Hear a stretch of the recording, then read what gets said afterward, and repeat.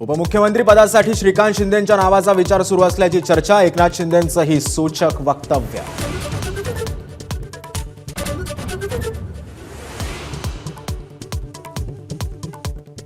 मुख्यमंत्री पदाबद्दल चर्चा करण्यासाठी आज संध्याकाळी महायुतीची बैठक पार पडण्याची शक्यता. संजय शिरसाट यांचं वक्तव्य.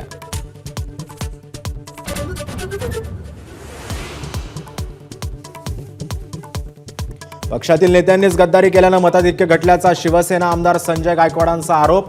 खासदार प्रतापराव जाधव आणि आमदार संजय कुटेंवरही थेट निशाणा.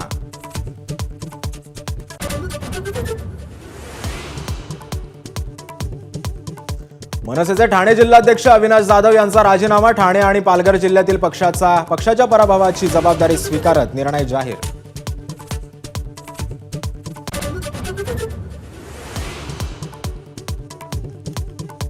माजी सरन्यायाधीश धनंजय चंद्रचूड यांनी देशात आग लावली. संजय राऊतांचा हल्लाबोल. चंद्रचूडांमुळेच घटनाबाह्य सरकारचं संविधान विरोधी काळजीवाहू सरकार असल्याची ही टीका.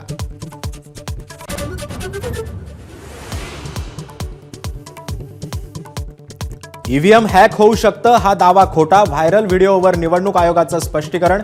ईव्हीएम सोबत छेडछाड होऊ शकत नसल्याचंही स्पष्टीकरण.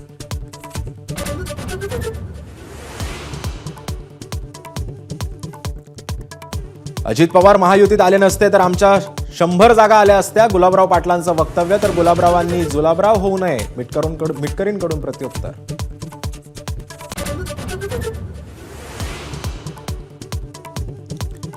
प्रत्येक हिंदू जोडप्याला किमान 3 मुलं हवीत. सरसंघचालक मोहन भागवतांचं आवाहन. तर लोकसंख्या वाढीचा दर घटल्यास समाज नष्ट होतो. भागवतांचा इशारा.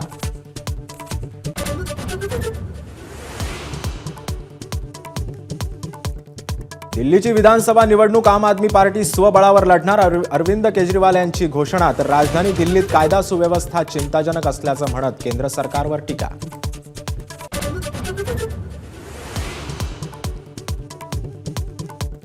MMR हद्दीमध्ये नवीन रेडीमिक्स कॉन्क्रीट प्लांट उभारण्यास मनाई. मुंबईतील हवेची गुणवत्ता सुधारण्यासाठी प्रदूषण नियंत्रण मंडळाचा निर्णय.